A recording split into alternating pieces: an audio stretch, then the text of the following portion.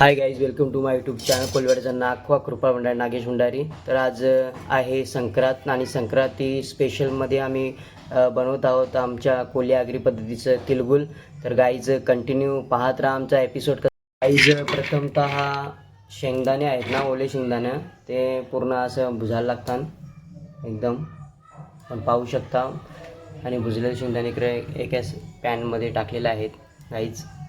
पूर्णपणे शेंगदाणे आहेत ना, ते ओले शेंगदाणे ते पूर्णपणे भाजलेले आहेत. आता गाईज आपण पाहू शकता पूर्ण एक पॅनलमध्ये आता टाकण्यात येतील ते.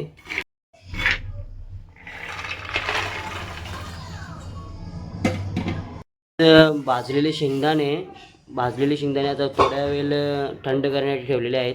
आपण पाहू शकता दीपालीने एक टोप ठेवलेला आहे मोठा, आपण पाहू शकता गॅसवर.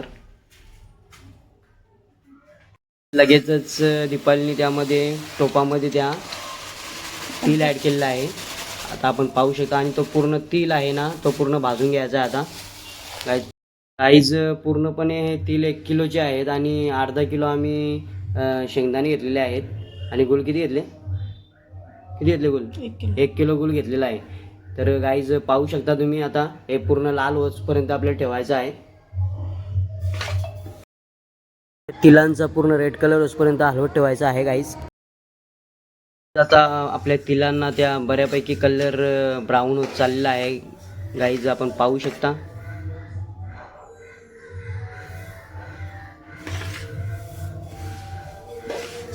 गाईज तिल हे पूर्ण ब्राऊन झालेले आहेत पाहिजे असं, आणि पूर्ण एका परातामध्ये ते काढण्यात आलेले आहेत. आता आपण पाहू शकता.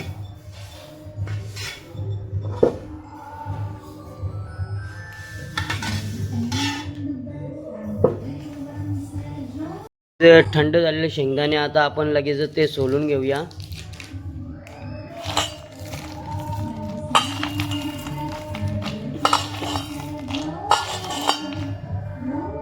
लगेचच दीपालीने त्या टोपामध्येच एक गुलाची भेल ॲड केलेली आहे. म्हणजेच 1 पावची 1 भेल आहे ती. टोटली 1 किलो गुल आहे, म्हणजे 4 वेली. तर याचा पूर्ण आपल्याला पाक करायचा आहे. लगेचच याला आता आपण गॅसवर ठेवूया, म्हणजे त्याचा पाक होईल. आपण पाहू शकाल आता पुढे. आणि गाईज लगेचच दीपालीने त्यामध्ये ॲड केलेलं आहे ते जायफळ. बघा, जायफळ किसून टाकावं लागते त्यामध्ये. शेंगदाणे देखील आता साफ झालेले आहेत आणि आता त्याला लगेचच आपण मिक्सरमध्ये लावून थोडे भरट ठेवूया. चला तर मग ते गुळाचा पाक देखील तयार होत आहे गाईज. शेंगदाण्यांचा किस देखील झालेला आहे, आपण पाहू शकता. आणि तो आपण एका आता भांड्यामध्ये काढून घेऊया.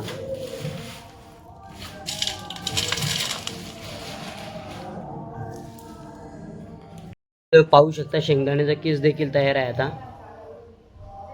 पाहू शकता गुळाचा पाक देखील तयार होत चाललेला आहे आता.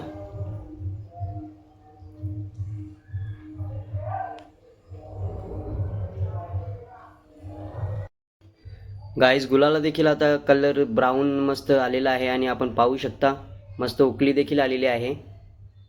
आणि लगेचच आपण त्यामध्ये मिश्रण ॲड करून घेऊया आता. जर आता तिलामध्ये आपण शेंगदाण्याचा जो किस केला होता तो ॲड करत आहोत. आपण पाहू शकता. पूर्ण एकजीव करणे गरजेचं आहे ते. तिल आणि शेंगदाणे आणि जायफळ विलायची एकत्र केलेलं मिश्रण आता आपण या गुळामध्ये ॲड करत आहोत. गाईज पाहू शकता तुम्ही. सर्व मिश्रण हे यामध्ये ॲड करत आहोत आता.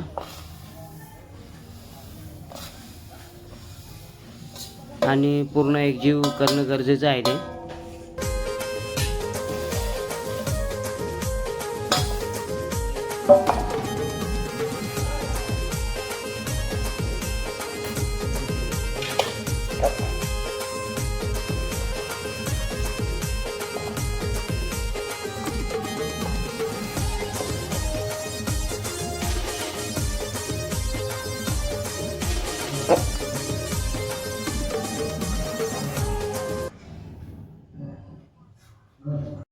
पूर्ण मिश्रण हे एकत्रित करून लगेचच ते तिलगुळ बनवायला आपल्याला घ्यायचं आहे. नाहीतर ते थंड झाल्यानंतर काही उपयोग नाही आहे.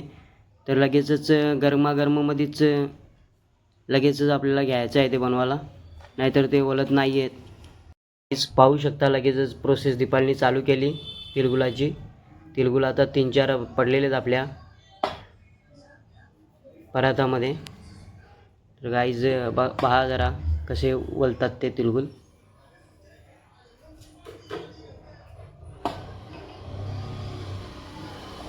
चला तर मग मला मोबाईला लागतील आता, नाही तर तो तिकडे थंड होईल. चला नंतरच आता पूर्ण वळल्यानंतर दाखवतो. आता गाईज पाहू शकता एवढे लाडू आता झालेले आहेत तिळगुळ. आणि आता हा परत आता टोप पूर्ण गरम करायला लागेल, तेव्हा ते वळायला आता परत भेटतील आपल्याला. गाईज परत एकदा मिश्रण गरम करून आता परत आम्ही आता उंडे ते बनवायला लागतो. आता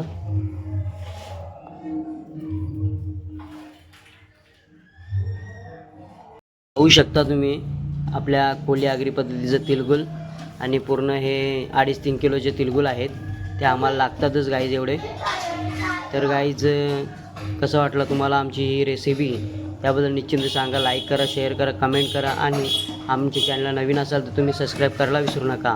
कोलीवाड्याचा नाखवा तिळगुळ घ्या, गोड गोड बोला. सर्वांना मकर संक्रांतीच्या हार्दिक हार्दिक हार्दिक हार्दिक शुभेच्छा.